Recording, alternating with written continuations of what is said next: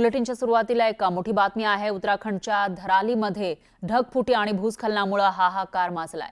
या ढगफुटीमध्ये अनेक घरं आणि हॉटेल्स पाण्यासोबत वाहत आलेल्या मातीखाली गाडले गेले। ढगफुटीनंतर या ठिकाणी विध्वंसाच्या खाणाखुणा दिसून येत आहेत। या ठिकाणी मदत आणि बचाव कार्याचं डोंगरा एवढं आव्हान बचाव पथक आणि प्रशासनासमोर उभं ठाकलंय। उत्तराखंडच्या धरालीत हाहाकार, जागोजागी विध्वंसाच्या खुणा।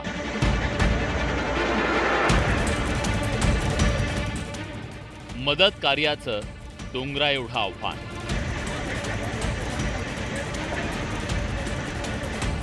उत्तराखंडमधील उत्तरकाशी जिल्ह्यात पुन्हा एकदा निसर्गानं कहर केला।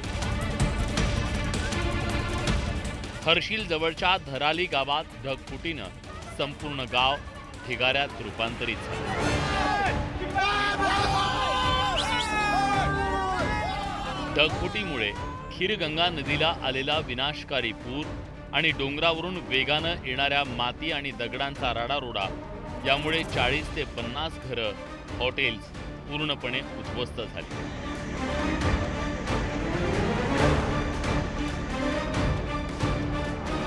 हा विध्वंस इतका भीषण होता की लोकांना सावरण्याची संधीही मिळाली नाही।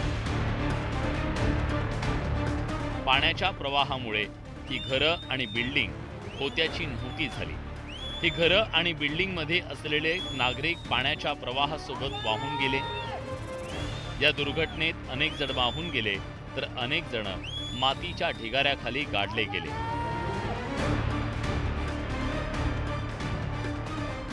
ढगफुटी आणि ढगफुटीनंतरच्या दृश्यावरून धरालीतल्या हाहाकाराची भीषणता लक्षात येते। या दुर्घटनेत दुसऱ्या दिवशी धरालीत निसर्गानं किती मोठा विध्वंस केलाय याच्या खाणाखुणा जागोजागी दिसतायत। खीरगंगा नदीचं पात्र केवळ गाळ आणि दगडांनी भरून गेलंय। अनेक घरं आणि इमारतींचं केवळ छत दिसून येत आहे। यावरून इथली भीषण परिस्थिती आपल्या लक्षात येते। उत्तराखंडचे मुख्यमंत्री पुष्कर सिंग धामी यांनी दुर्घटनाग्रस्त धराली गावची पाहणी केली। त्यानंतर त्यांनी गावातल्या नागरिकांशी संवाद साधला। उसमें इतना भयंकर दैवीय आपदा है कि जिसमें कि लोगों को भागने तक का मौका नहीं मिला और इसमें कि काफ़ी लोगों का मिसहैपनिंग होने की जो बात आई सामने, बहुत भयंकर था। मुश्किल से 10 सेकंड का पूरा फ्लड था, उसके बाद नॉर्मल वाटर था। हालांकि वहाँ पर काम करना, अभी रेस्क्यू करना और सभी साधनों को फिर से व्यवस्थित करना एक बड़ा चैलेंज है हमारे लिए, क्योंकि मौसम लगातार खराब हो रहा है। हम आपदा पीड़ितों को ठीक प्रकार से सहायता करेंगे। हर प्रकार से हमारा हर प्रयास होगा कि उनको हर सहायता पहुंचाकर वो व्यवस्थित करें।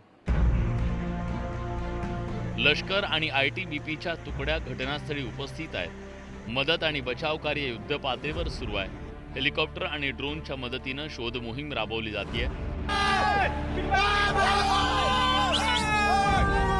ढगफुटीनंतर हर्षिलमधील लष्करी छावणीला पुराचा फटका बसला। त्यानंतर 9 लष्करी जवान बेपत्ता झाले।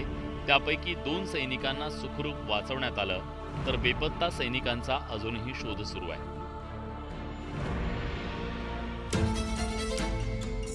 अनेक ठिकाणी रस्ते आणि पूल वाहून गेल्यानं मदत आणि बचाव कार्य पथकांना नियोजन स्थळी जायला अडचणी निर्माण होत आहेत। त्यावरही मात करण्याचा प्रयत्न मदत आणि बचाव कार्याकडून केला जातोय।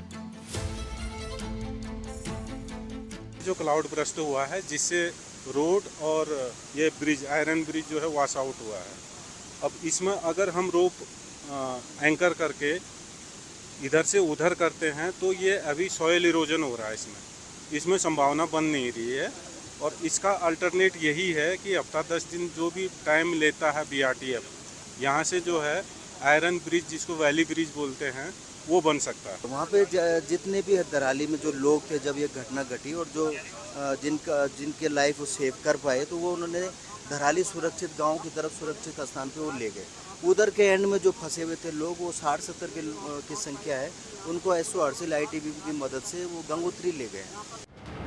उत्तराखंडमध्ये पाऊस आणि भूस्खलनाच्या घटनांची मालिका सुरू आहे। त्यामुळे मदत आणि बचाव कार्यात अडचणी निर्माण झाल्यात।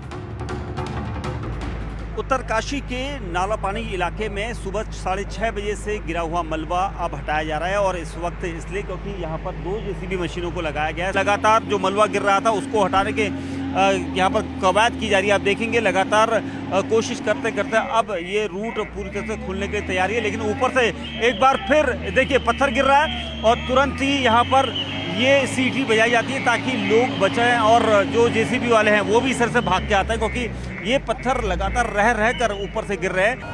उत्तराखंडमध्ये गेल्या काही दिवसात मुसळधार पावसानं अक्षरशः कहर केला।